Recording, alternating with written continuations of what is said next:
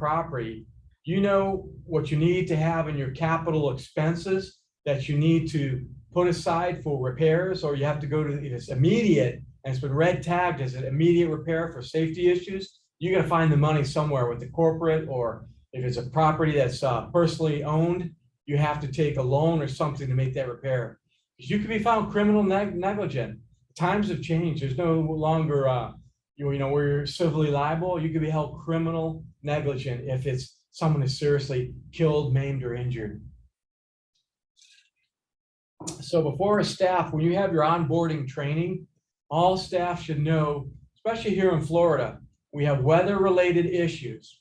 Where should people go in a hotel if there is a, let's say, a thunderstorm, a power outage, a hurricane, and they can't get a flight out, or they stayed the last minute? Like I told you, in Kauai, we had a hurricane. People didn't leave. They stayed because they said, hey, I paid for it. The storm may not hit. You know how that goes. Oh, it's not going to hit. So they stayed. So we're legally liable if we do not take care of them. So we went around room to room with security. We posted in the hotel room televisions and told them we're having a major meeting. Here's where you pick up your emergency supply kits, typical supply kit.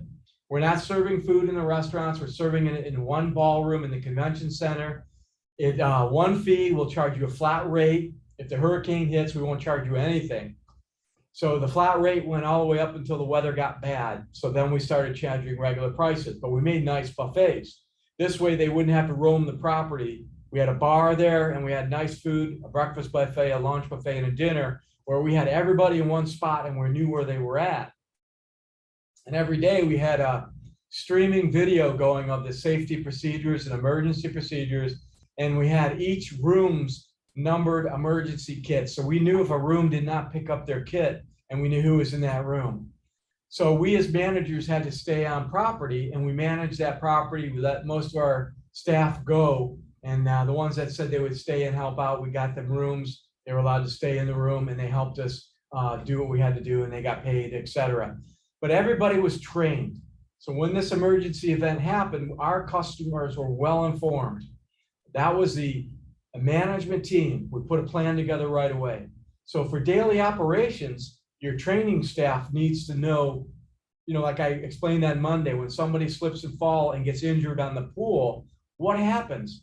Those pool servers acted right away. They knew.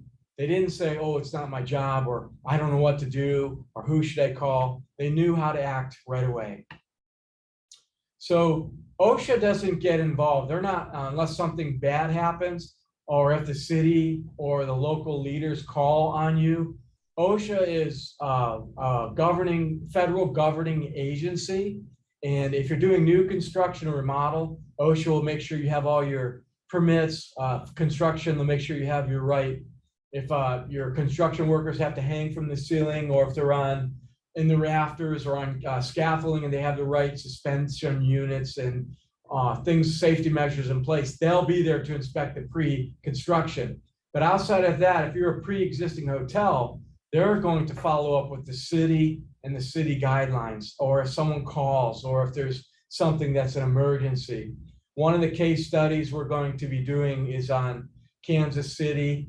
The walkway from Kansas City linking the ballroom to the hotel collapsed. It was new construction, and naturally OSHA, state federal inspectors, city inspectors, everybody involved was there to find out what actually happened. Okay, so material safety data sheets, or any sheets that have chemicals that are used on property and they're stored and kept in one area. Today, everything is electronic, so we have them electronic. That means if somebody has an emergency or an accident, you read the manual and it tells you exactly what you have to do to eye wash, to clean that particular chemical out, to dilute it with water, etc. And that's the acronym for material safety data sheet, any chemical area. So the kitchens, the laundry room, engineering that use chemicals for cleaning, solvents, or anything like that, all have to have material safety data sheets available.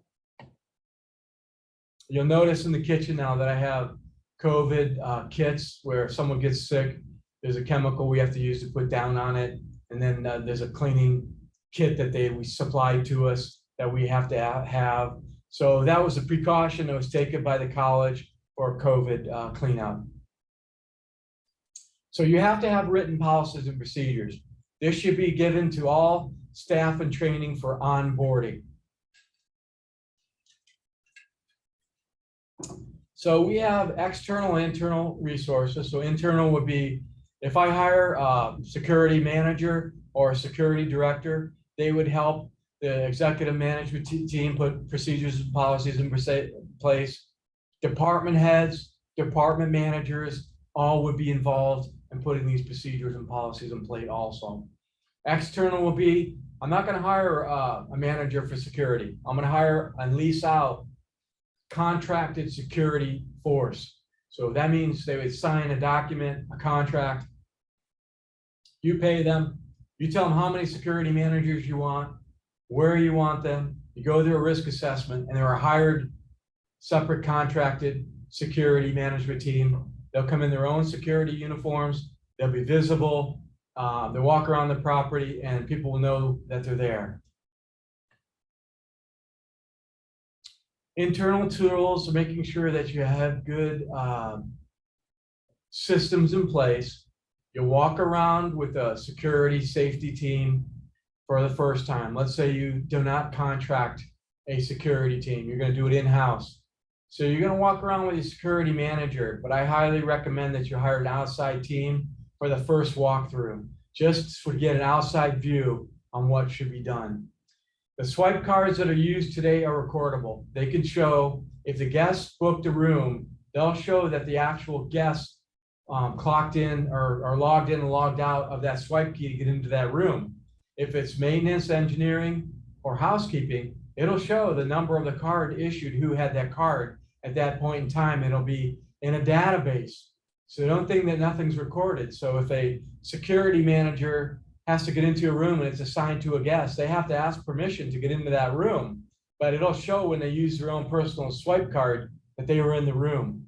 Same with housekeeping. Housekeeping goes in and cleans the room at a certain period of time, unless the guest notifies the front desk that they want no cleaning service, or if they post something on the door. Then the housekeeper goes in and swipes their own personal card. It'll show that that card was issued. It'll be a number, the date the card was logged in and logged out, and then the housekeeping supervisor can go through and see who had that card and who that card was issued to.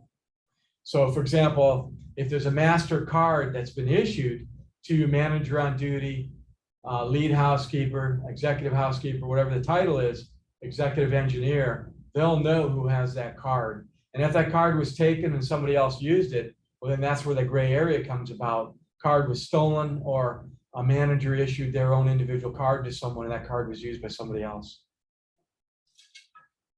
Alarm systems are checked on a regular basis.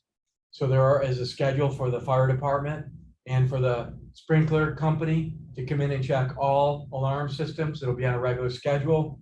If you hire a security company, they'll come in and check their surveillance cameras and systems. They should have backed up systems in the cloud so that you have backed up digital videos of what's happening on the property. And all companies and properties should have an emergency plan, which was developed from the risk assessment. It should be available in writing and somewhere in a safe area or cloud or electronic, available to everybody. So the emergency plan should include, not all plans are going to be alike. It's going to be based on the risk assessment, but they should include any crisis. So Palm Beach County, we would have flooding, hurricane, tornadoes, all weather related, hail, thunderstorms, weather related. Then we would have crime. Somebody was assaulted, somebody was violated, someone broke into a room and violated an individual physically. So all these have to be scenarios. First of all, in manager's training, if there's an issue or an emergency and you need police there or an EMT, you call 911. That's your first response of any person or a team member. Then you contact your local security person, your manager on duty. That's like your second or third response. First response is 911. I tell all my staff that. So you write everything in a written document so that you go through and make sure when you're training your team and your new onboarding employees who are just getting onboarded to work, that there's a written plan that we're making sure we go through and cover all of these scenarios and how we operate. Where should people meet if there's a hurricane, or if there's a tornado, or if there's a a mass shooting and there's a red alert? Where would people go? All right, and it's our world we live in today. We have to know these things. Okay. External allies, know your local law enforcement. Here on campus, we get to know the safety and security staff. We send them food, we invite them for events and meals. Know the local police. So if I was a general manager or an F&B director, I'll know who my local team is, my local establishment. Host special training meetings and include them so they know that you're taking you're consulting with them, you're taking their professional advice. Know that, and they'll become more familiar with you and your property, and they'll work a lot closer for you, and they'll respond quicker because they know if you're calling that they know where to go, where to be, and that there's you need them. There's a scenario, okay? And then as the GM or executive management team, you would know who your insurance companies are and who to contact. That's senior executive management stuff. Law enforcement, we talked about that. Become familiar with them. Work with them closely. Okay. Okay, so now most every hotel I have worked in has had a swimming pool. So risk assessment. You're gonna have all the signage, but you wanna make sure that if you're a manager on duty, you're constantly going to the pool, you're checking the pool, looking at the bottom of the pool, walking around constantly. Even though you might have a sign that there's no lifeguards on duty, swim as your rest at your own risk. You don't want anyone to get injured or hurt on your shift, your time, your property, where you work at. You want people to be safe. So know that, walk around. My office was right outside the pool area, so I didn't sit in my office. I constantly walked, and I say a pool, it wasn't a small pool, it was massive. It had lava rock slides. You couldn't see from one side of the pool to the other because of all the rock and caves and things. You had to walk around. What if somebody had a heart attack inside one of them rock kind of cave things where you walk under that were waterfalls? The water falls on you, comes out onto you, and it's a rock cave. You got to walk around. We had lifeguards at that property because it was so large. But as a manager, I walked around. I got to know the guests. Those guests were there for, when you go to Palm Beach County to stay, or Hawaii, you don't stay for a long weekend for the most part. You stay 7 to 14 days as a guest, probably average 10 days. So you get to know them over a certain period of time. You also get to know the owners, if there's a condo owner association that's associated with the hotel. Check your spas, check your locker rooms, walk around. Manager on duty, first thing I did when I came on shift was I met with all my managers. When I walked through the office, I said hello, good morning, good afternoon, good evening, whatever shift it was, saw my managers, then I walked the property. I went to each individual restaurant, each individual bar, so people would know who I am. But then I was looking around, picking up garbage, lining up chairs, looking at the pool area, making sure things were in place, they weren't out of place, making sure all areas were staffed, especially with lifeguards, safety, security. I would check who the manager on duty was, which was always identified. In Hawaii, we had blue cards and red cards for alcohol service. So we had to make sure that whoever the manager on duty had a blue card, and then next to their name, there would be a blue dot showing that they had a blue card, which means they were certified in alcohol service as a manager. So we also had to have someone, we always had a food and beverage person on for my team because we went 24/7. We had banquets, we had bars, we had restaurants. So we always had to make sure we had someone on staff that could help the night audit and the front desk with any issues. So walk the property, be visible. I didn't sit at my desk. People always knew where we were at. We had the Nextel cell phone walkie-talkie, so you could hit a button and it would beep for an emergency. And we had different lines that we would be on, one for F&B, one for MOD, and one for executive senior management, one for security. So you know where to go, who to call. And you just hit the buzzer, it makes a loud noise, and they would pick up. And that was for on property. They look like cell phones, and you would issue those out. Okay, so walk and make sure you're walking the whole property and you're visible. People got to know who the managers are. We all wore the same shirts, and we all had our names tags on. Okay. So as you do your risk assessment of the pool, you're going to follow all the standard procedures, correct signage, depth. You know, if is a manager on, is there a lifeguard? Is there a safety person? Policy procedure signs. If there's emergency, where would a guest go? Who would they contact? Okay. Special safety threats, directional signals. So whenever I had a special event, the hotel was so large, we always had signs. I had a whole room that were full of signs, and every day part of my job was I was changing signs out. I would put them on a printer and make these signs that would have arrows that would say, this event, you know, exhibit ballroom A, such and such event. And there would be arrows, and they'd be all over. So people would know where they would go and know where the main room is. Some people had their own event planner. There would be a command center. So I'd have a sign up when we had large events that were there for a week, and they had breakout rooms or meeting rooms, or, you know, we had church group that had prayer rooms. They had meetings where they had service, church service. So I had to label all these doors and rooms. So signage is very important in a large resort. And that signage changes daily. I had these little things that I would carry around that had signs that we would make. So very important. Parking areas, well lit. Do you have to have security guards? Do you have to have people picking people up in golf carts? Are they monitored? Properties I've been at had many parking areas, more than one. Okay. Internal threats, security should identify these. Internal threats are if you have an employee who is verbally assaulting another employee, who's harassing an employee, stalking an employee. These are all internal threats. External threats, same scenarios. You have a local community person that is stalking people in the parking lots. A local group has been breaking and mob robbing out of the cars. All these things I've had on every job I've had a scenario that I've just mentioned. Okay. So there are different internal threats. Most of it is safety and security. Embezzlement, we're going to talk a little bit more about that in another lecture. Okay. Assets, we're going to talk about company property, services. Okay. Hotels operate 24/7, especially here in Palm Beach County when people do vacation rentals, they do Airbnb, they lease out people's condos. All of this is more than just a hotel room.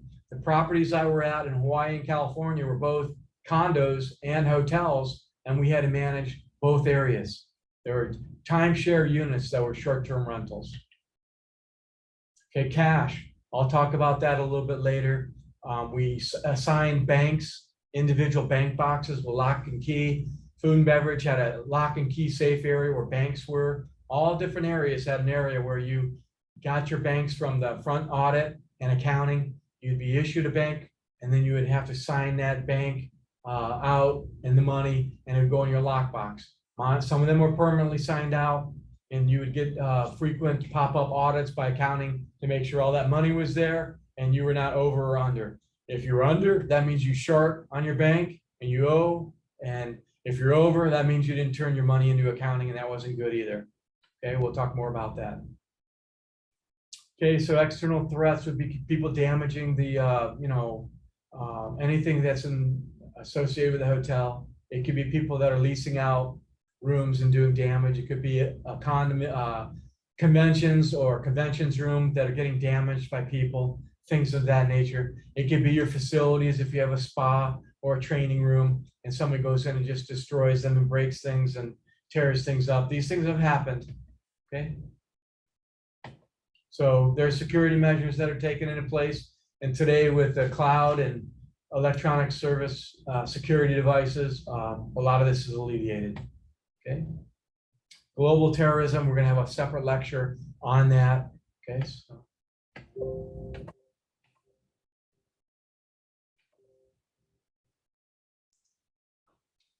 Okay, So that is a general overview of hospitality security. There's a lot of areas to cover. So I just did a general overview to discuss what needs to be looked at in your risk assessment. Your first assignment is that you're going to be doing a risk assessment on your property. You're going to look at what you think needs to be taken care of, a plan needs to be written, or something needs to be done to protect your guests and keep them safe. That's the first step in hospitality security.